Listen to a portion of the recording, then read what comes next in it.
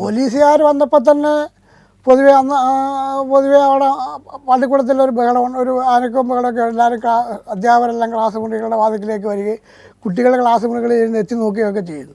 അപ്പം ഞാൻ മാഷോട് പറഞ്ഞു, സാറ് എന്നെ ഇപ്പം അറസ്റ്റ് ചെയ്തുകൊണ്ട് പോകണമല്ലോ, സാറൊരു കടലാസ് എനിക്ക് ഒരു പേനായും ഒരു കടലാസും പേനായും എനിക്ക് ഞാൻ എൻ്റെ ഭാര്യയ്ക്ക് ഒരു കുറിപ്പെഴുതി, ഞാനിങ്ങനെ പോവുകയാണ്, അറസ്റ്റ് ചെയ്തിരിക്കുകയാണ് എന്നുള്ള വിവരം കാണിച്ചൊരു കുറിപ്പ്. ആ കുറിപ്പ് ഞാനിപ്പോഴേ സൂക്ഷിച്ചിട്ടുണ്ട്.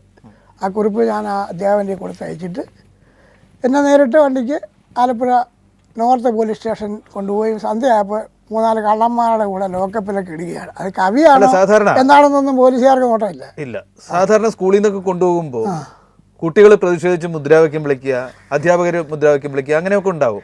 അടിയന്തരാവസ്ഥ ആയതുകൊണ്ട് സംഘടനാ പ്രവർത്തനം ഒന്നും ഇല്ലാതിരുന്നത് കൊണ്ടും പേടി കൊണ്ടും അതുണ്ടാവാതിരിക്കുകയാണ്. അടിയന്തരാവസ്ഥ എന്ന് പറഞ്ഞാൽ എന്താണെന്ന് അതും ജീവിച്ചിരുന്നവർക്ക് മനസ്സിലായി. മരവിപ്പാണ്. നാവടക്കൂ, പണിയെടുക്കൂ, അല്ലാത്തവനെയൊക്കെ തട്ടും. ആ മുദ്രാവാക്യം സംഘടനാ പ്രവർത്തനങ്ങളൊന്നുമില്ല, ഒരു സംഘടനയില്ല, അധ്യാപക സംഘടനകൾ പ്രവർത്തിക്കുന്നില്ല. പേടിയാണ്.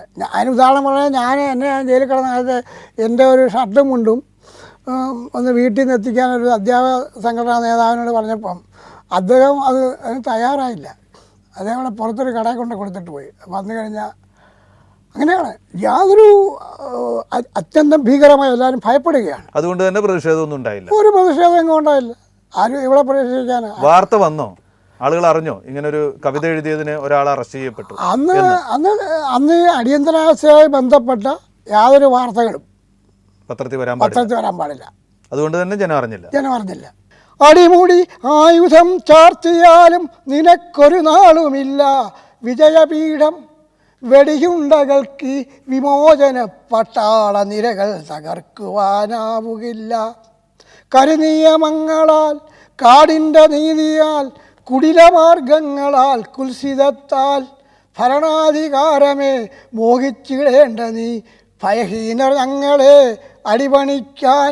മഞ്ഞ വെളിച്ചം നുരയുന്നോരീ തടവുകളിൽ ചങ്ങല തമ്മിൽ ഉരസി ഉറക്കം ഞെട്ടിഞ്ഞരങ്ങും രാവിൽ, ചൂഴവിരമ്പും കൊതുകുകൾ, പായിൽ ചോര കുടിച്ചു മയങ്ങും മൂട്ടകൾ, പുറത്തു കേൾക്കാം തോക്ക് ചുമക്കും കാവൽക്കാരുടെ കൂർക്കം വലികൾ.